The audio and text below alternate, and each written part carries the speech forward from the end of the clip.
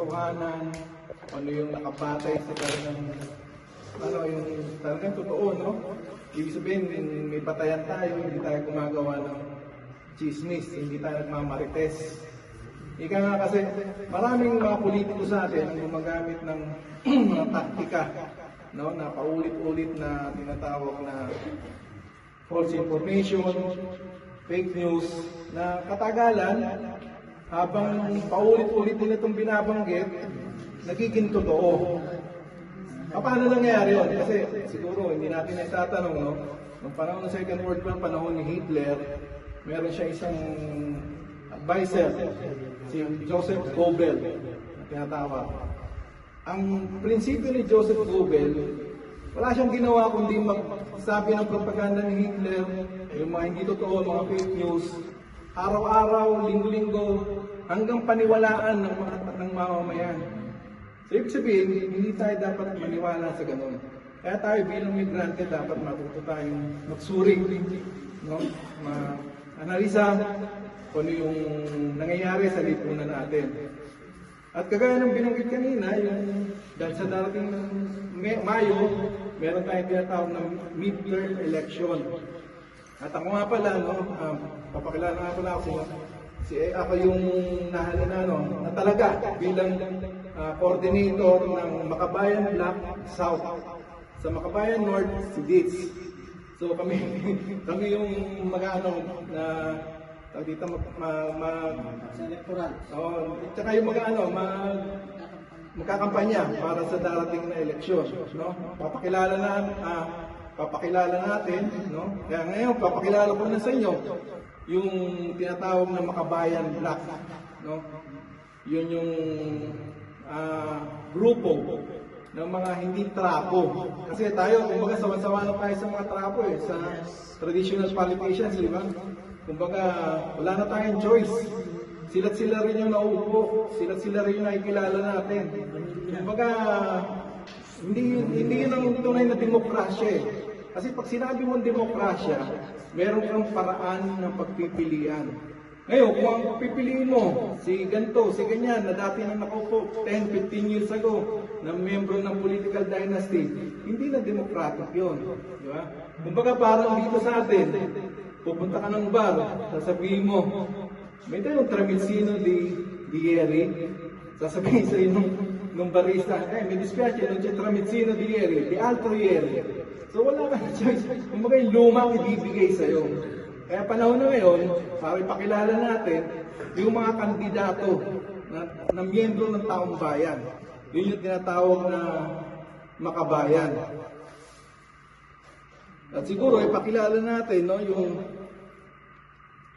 yung kasama ang taong bayan, paglaban, makabayan, ang makabayan at ang mga sumusunod.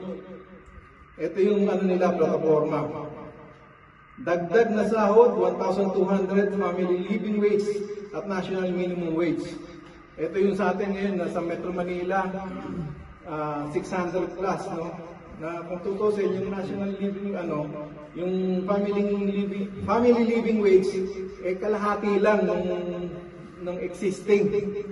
So para mabuhay ng ng galante, hindi mo galante yung may dignidad at disente. No, minimum 1,200. Oo. Tapos 33,000 minimum na sahod sa mga government employees. Yun yung panawagan nila natin, no? 50,000 minimum na sweldo para sa mga teachers, nurses at allied health professionals. Libre pamamahagi ng lupa sa mga magsasaka. Pagpapababa ng presyo ng bigas sa 25 pesos per kilo. Medyo mataas lang tayo ng konti kay Marcos Jr. Kay Marcos Jr. 20. Pero hindi Pagtanggal ng VAT o yung value added tax sa langis, kuryente, tubig at gamot. At pagpataw ng buwis sa mga bilyonaryong Pilipino. Kasi po yung VAT, yun yung punot dulo ng pagtaas ng lahat eh. Kumbaga yung mga taxes na yung value added tax, pinapataw sa mga sa mga pangunahing produkto. Ang walang iba nagpapasa nun, kundi tayo mga consumer, yung mga pamilya natin sa Pilipinas. Kaya kahit nandito tayo sa ibang bansa, panawagan natin yun. Tapos ang makabayan, progresibo, at pangmasa pang publikong transportasyon at pagtigil sa jeepney phase out. Libreng serbisyong pangkalusugan hanggang baryo, mas malawak na libreng edukasyon, ligtas at abot kayang pangmasang pabahay. Proteksyon sa mga OFW at regular at nakabubuhay na trabaho sa Pinas para sa lahat. Tapos kasama rin sa paglalaban natin, pagbasura sa lahat ng di pantay na kasunduan sa mga dayuhan tulad ng RPUSMDT o yung Mutual Defense Treaty, BFA, Visiting Forces Agreement at EDCA. Mapayapang resolusyon sa sigalot sa West Philippine Sea. Yan, maingay sa atin yan, yung WPS, ano? Tapos ganap na pagtataguyod sa karapatan ng tao at karapatan ng mga kababaihan, Moro, katutubo at LGBTQ. No? Yung mga kapatid natin sa LGBTQ. Kompensasyon para sa mga biktima ng mga bagyo na nawasak ang pananim, bahay at iba pang ari-arian.